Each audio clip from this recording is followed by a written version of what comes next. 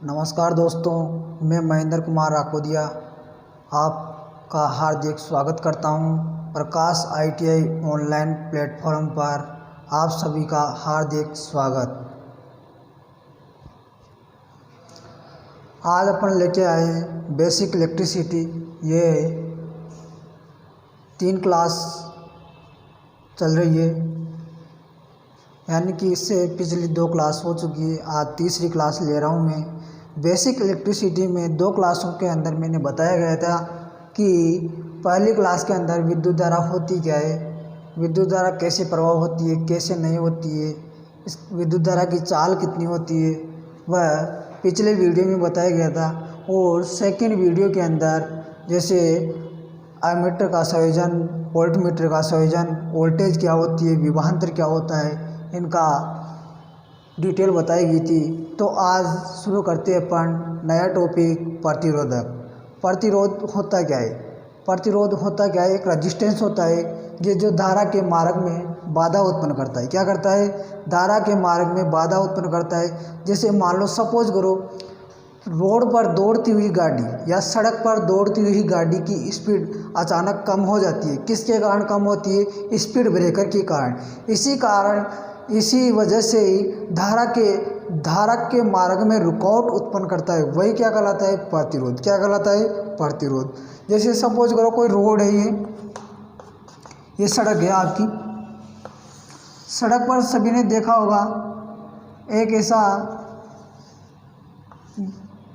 सड़क ऊंची ऊंची नज़र आती है। क्या आती है? ऊंची ऊंची नज़र आती है। तो दौड़ती हुई गाड़ी की स्पीड मान लो 40 किलोमीटर प्रति आवर की स्पीड से गाड़ी चल रही है। उस गाड़ी की ये स्पीड ब्रेकर, क्या है? ये स्पीड ब्रेकर है। क्या है? ब्रेकर। स्पीड ब्रेकर की वजह से इस 40 प्रति किलोमीटर आवर की स्पीड से जो गाड़ी चल रही है, उसकी स्पीड कितनी हो जाती है? कम हो जाती है। क्या हो जाती है? कम हो जाती है। जैसे मान लो 40 की जगह 20 कर दूँ, यहाँ पर 20 किलोमीटर प्रति आवर की स्पीड हो जाती है यहाँ पर। तो ये किसके कारण होती है? स्पीड ब्रेकर के कारण गाड़ी की स्पीड कम होती है। किसके कारण? क्योंकि अगर स्पीड से निकालोगे तो उछलेगी गाड़ी। क्या होगी? उछलेगी गाड़ी, तो क्या होगा? नुकसान होगा। क्या होगा? नुकसान होगा। किसको नुकसान होगा? जो चला रहा है उसको नुकसान होगा, गाड़ी को नुकसान हो सकता है। इसी कारण गाड़ी की स्पीड कम करनी पड़ती है। किसके कारण? स्पीड ब्रेकर के कारण। किसके कारण? स्पीड ब्रेकर के कारण। इसी प्रकार से धारा के मार्ग में जो बाधा उत्पन्न करता है, वही क्या कहलाता है? प्रतिरोध। क्या कहलाता है? प्रतिरोध। इसकी पूरी डेफिनेशन समझना है आपको, वह किस प्रकार से। डेफिनेशन में क्या है देखो, अब आगे डेफिनेशन में है कि प्रतिरोध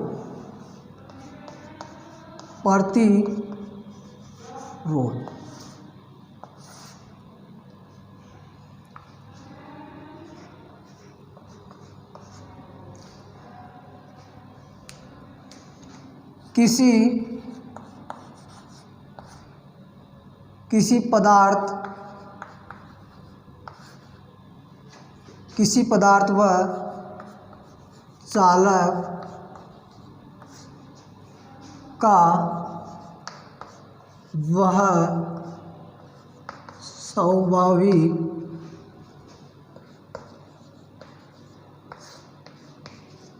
गुण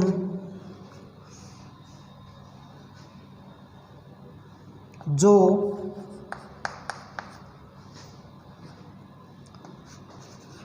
धारा के मार्ग में बाधा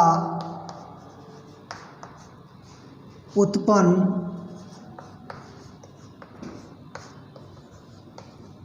करता हो,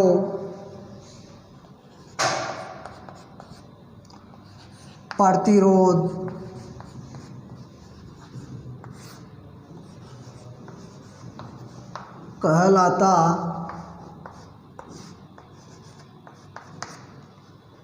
कहलाता है।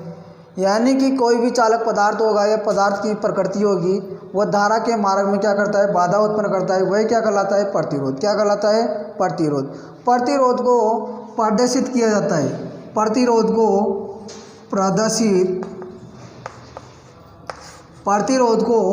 प्रदर्शित किया जाता है आर के द्वारा। प्रतिरोध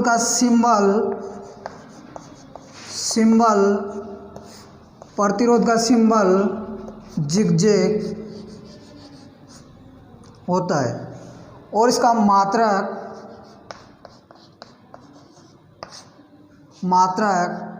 ओम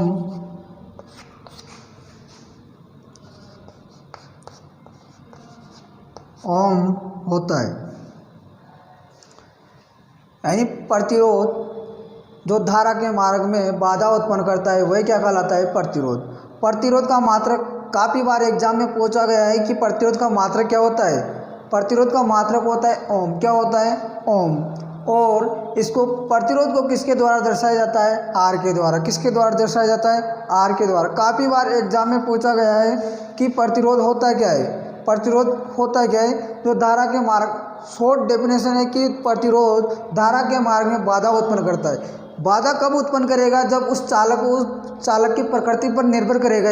चालक सोने का है, चांदी का है, तांबे का है, पीतल का है, उसकी निर्भर करेगा।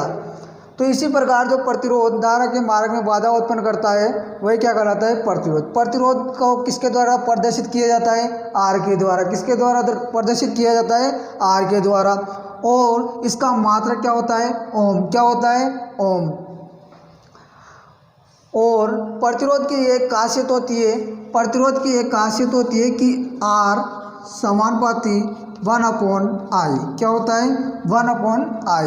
यदि प्रतिरोध की वैल्यू को हम बढ़ाते हैं, क्या प्रतिरोध की वैल्यू को हम बढ़ाते हैं तो धारा की वैल्यू क्या होती है? कम होती है। क्या होती है? कम होती है। प्रतिरोध हमेशा धारा के व्युत्क्रमानुपाती होता है। क्या होता है?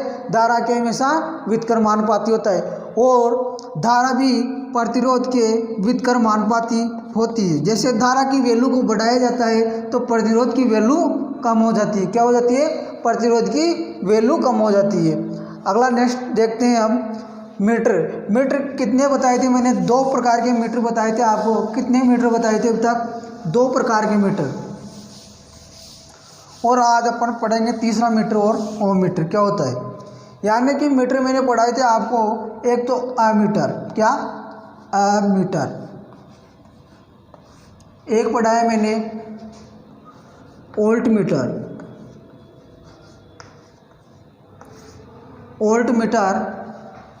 और एक पढ़ाया मैंने, एक पढ़ाऊंगा अब ओम मीटर। अमीटर के द्वारा धारा ज्ञात की जाती है। क्या ज्ञात की जाती है? धारा। वोल्ट मीटर के द्वारा वोल्टेज ज्ञात की जाती है। क्या ज्ञात की जाती है?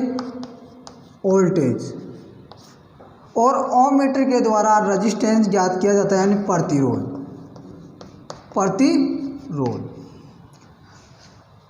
धारा को किसके द्वारा दर्शाया जाता है? आई के द्वारा। वोल्टेज को किसके द्वारा दर्शाया जाता है? वी के द्वारा। प्रतिरोध को किसके द्वारा दर्शाया जाता है? आर के द्वारा। अब इन मीटर के अंदर क्या क्या खूबी होती है? खूबी यानी कि जो आपका मीटर होता है उस मीटर की स्केल इस तरह नज़र आएगी। आपको मीटर देखना सभी, मीटर की स्केल इस तरह नज़र आएगी। मीटर 0 से चलकर अनंत की ओर होता है। क्या होता है? 0 से चलकर अनंत की ओर होता है। कौन कौन से मीटर? केवल 2 प्रकार के मीटर, एक तो अमीटर, एक और वोल्ट मीटर। यानी कि यहाँ से मान लो आप 1, 5, 10, 15, 20 आगे कितने भी। इसी प्रकार वोल्टेज नाप रहे अपन। वोल्टेज स्टार्ट करेंगे अपन 100, 150, 200, कितने भी आगे चलता जाएगा ऐसे। लेकिन जबकि वोल्ट मीटर, ओम मीटर अनंत से स्टार्ट होकर 0 की ओर स्टार्ट होता है। इनका डायल पॉइंट है इस तरह से।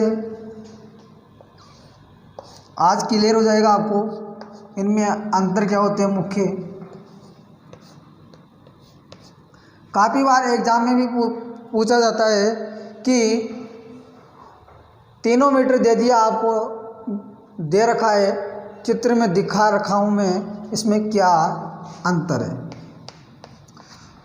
अंतर नज़र स्पष्ट आ रहा होगा कि 2 मीटर दिखाई दे रहे हैं आपको, एक तो अमीटर और दूसरा वोल्ट मीटर। इनका डायल स्केल देखेंगे आप, डायल स्केल 0 से स्टार्ट होकर अनंत की ओर हो रहा है। क्या? डायल स्केल आपका 0 से स्टार्ट होकर और अनंत की ओर हो रहा है। क्या? इसी प्रकार वोल्ट मीटर के अंदर भी 0 से स्टार्ट होकर अनंत की ओर स्टार्ट हो रहा है। लेकिन अपन ओम मीटर को देखते हैं तो ओम मीटर में उल्टा हो रहा है, यानी कि अनंत से स्टार्ट होकर 0 की ओर चलता है। यानी कि जो क्वेश्चन आएगा आपके पास में ओम मीटर का पैमाना होता है। क्या? ओम मीटर का पैमाना होता है। आपको ऑप्शन देगा, ऑप्शन ए 0 से अनंत की ओर, ऑप्शन बी अनंत से 0 की ओर, ऑप्शन सी दोनों, ऑप्शन डी उपरोक्त सभी।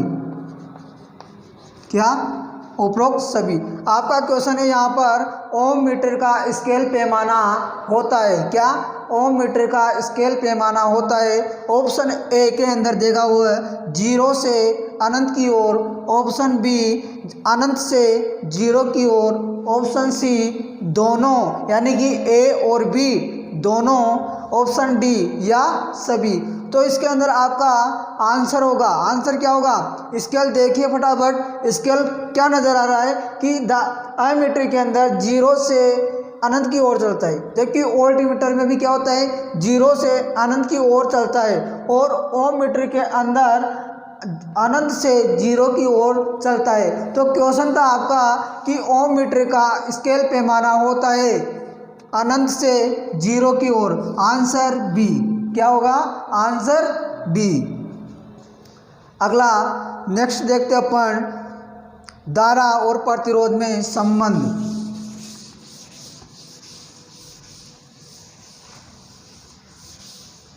धारा और प्रतिरोध में संबंध। धारा और प्रतिरोध में क्या संबंध होता है? धारा तथा प्रतिरोध में संबंध। धारा प्रतिरोध के अंदर संबंध क्या होता है? धारा प्रतिरोध में संबंध। धारा प्रतिरोध के अंदर संबंध होता है कि मैंने अभी थोड़ी देर पहले बताया है कि हमेशा उल्टा होता है। धारा के हमेशा उल्टा क्या होता है? प्रतिरोध। यानी कि I समानुपाती 1/R। क्या? 1/R। यानी कि धारा की वैल्यू को अपन बढ़ाते हैं तो प्रतिरोध की वैल्यू क्या होती है? कम होती है। क्या होती है? कम होती है। यानी कि जैसे जैसे धारा का मान बढ़ेगा, क्या? धारा का मान बढ़ेगा तो प्रतिरोध का मान क्या होगा? कम। क्या होगा? कम। क्योंकि ये दोनों हमेशा व्युत्क्रमानुपाती होते हैं। क्या होते हैं? हमेशा व्युत्क्रमानुपाती होते हैं। धारा की वैल्यू बढ़ेगी तो प्रतिरोध क्या होगा? कम होगा। यदि रेजिस्टेंस की वैल्यू बढ़ेगी तो धारा क्या होगी? कम होगी। क्या होगी? धारा कम होगी। रेजिस्टेंस की वैल्यू बढ़ेगी तो धारा का मान क्या होगा? कम होगा। यदि धारा की वैल्यू को मैं बढ़ाता हूँ तो रेजिस्टेंस की वैल्यू क्या होती है? कम होती है। क्यों होती है? क्योंकि दोनों ये क्या होते हैं? व्युत्क्रमानुपाती होते हैं। क्या होते हैं? व्युत्क्रमानुपाती होते हैं। ये दोनों व्युत्क्रमानुपाती होते हैं। तो इसी प्रकार एक क्वेश्चन लिखो। क्वेश्चन है, अब आपका ध्यान से देखना है, क्वेश्चन को अच्छी तरह से और सोल्व करना है। क्वेश्चन है आपका किसी 50 ओम वाले, एग्जाम्पल, किसी 50 ओम वाले, किसी 50 ओम वाले चालक में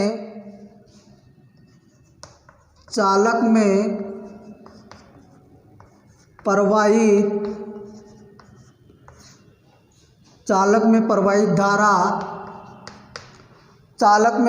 धारा का मान 10 एम्पियर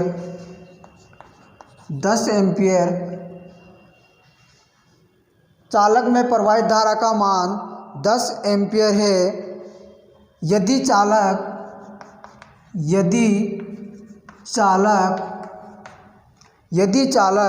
का प्रतिरोध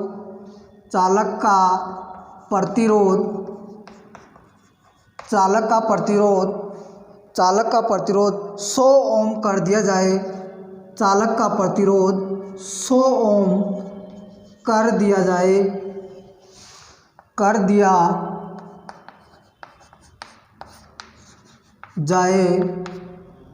चालक का प्रतिरोध 100 ओम कर दिया जाए तो प्रवाहित धारा का मान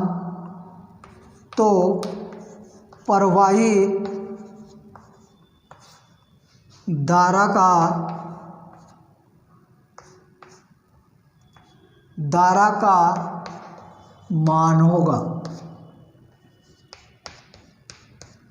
यहाँ पर आपको दे रखा है कि R1 दो प्रतिरोध नज़र आ रहे हैं आपको, एक तो 50 ओम और एक नज़र आ रहा है आपको 100 ओम, जबकि धारा का मान कितना दे रखा है आपको क्लास में 10 एम्पियर। कितना? 10 एम्पियर। यानी कि R1 की वैल्यू दे रखी है आपको 50 ओम और R2 की वैल्यू 100 ओम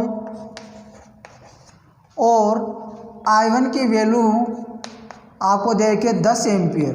निकालना क्या है? I2। निकालना क्या है यहाँ पर? I2। क्या निकालना है? I2। अब I2 कैसे निकालेंगे? जैसे कि I1 अपॉन I2 बराबर R2 बराबर R1। अब जैसे जैसे इसके अंदर अपन वैल्यू रखेंगे, क्या रखेंगे? वैल्यू रखेंगे। वैल्यू रखने के लिए सबसे पहले इसका निकलवा रहा क्या आपसे? R2। क्या निकलवा रहा है? R2 निकलवा रहा है तो यहाँ पर क्या होगा? R2 को बाहर लेंगे अपन तो अंदर बचेगा क्या? जैसे कि R2 बराबर I1 इंटू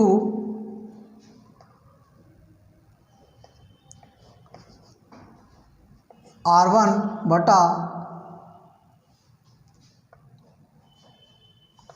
I2। I1 की वैल्यू कितनी दे रखी है? 10 एम्पियर। कितनी दे रखी है? 10 एम्पियर इंटू R1 की वैल्यू कितनी दे रखी है यहाँ पर? 50 और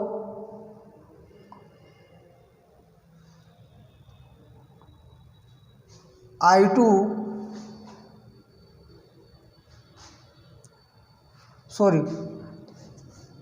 निकालना अपन को। I2 तो यहाँ हो गया R2।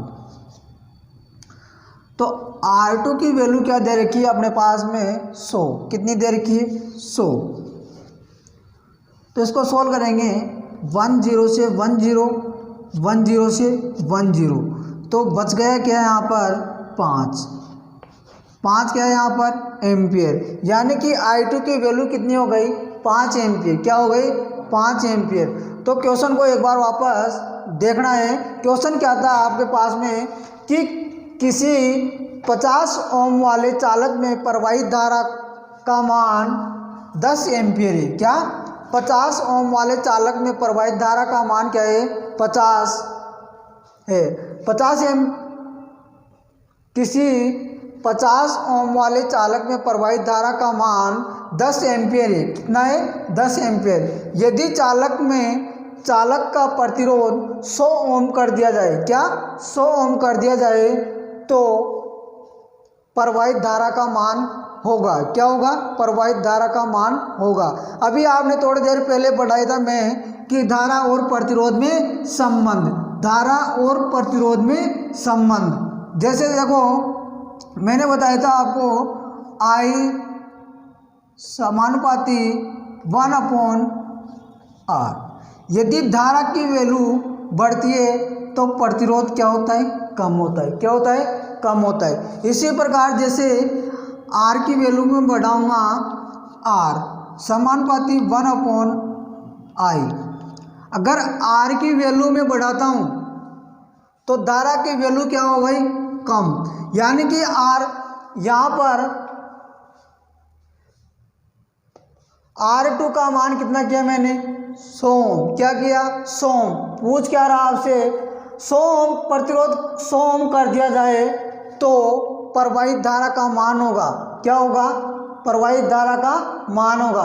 पहले क्या था कि R1 का मान कितना था, R1 का मान 50 था, 50 ओम था, जबकि धारा का मान I1, धारा का मान कितना है, 10, कितना है, 10 एम्पियर। कितना है, 10 एम्पियर। जब प्रतिरोध को 100 कर दिया जाए, प्रतिरोध को 100 कर दिया जाए तो धारा का मान क्या होगा, 5। पहले कितना था, प्रतिरोध का मान 50 था तो धारा का मान कितना था, 10।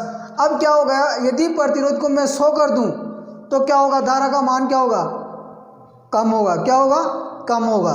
तो आंसर कितना आएगा, 5 एम्पियर। कितना आएगा, 5 एम्पियर। 5 एम्पियर आंसर आएगा।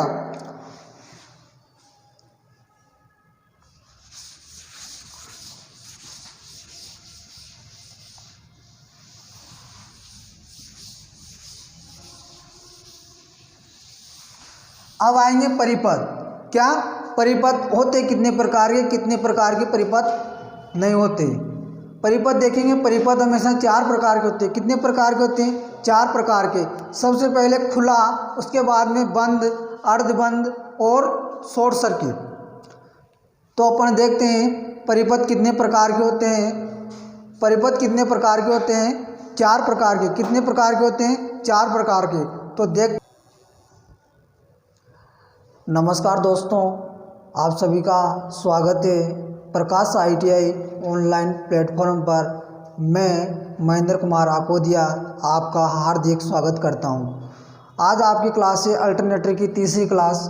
अगर तीसरी क्लास में देखना है तो वीडियो को ध्यान देकर ज़रूर देखिए। तो आइए देखते हैं अल्टरनेटर की जो पिछली क्लास थी, पिछली क्लास के अंदर अल्टरनेटर का वर्गीकरण समझाया गया था। क्या समझाया गया था, अल्टरनेटर का वर्गीकरण। अल्टरनेटर का वर्गीकरण कितने प्रकार से किया जाता है, 5 प्रकार से। कितने प्रकार से किया जाता है, 5 प्रकार से। एक तो यांत्रिक यानी घुमाने वाली प्रणाली के आधार पर, दूसरा पोलों के आधार पर, तीसरा फेजों के आधार पर, चौथा रोटेटिंग के आधार पर और एक था उत्तेजना प्रणाली के आधार पर। इन सभी का वर्गीकरण अच्छे से किया जाता है, अच्छे से किया है। तो वह पिछली क्लास में था। आज की नेक्स्ट क्लास अब स्टार्ट कर रहा हूँ, तो देखिए।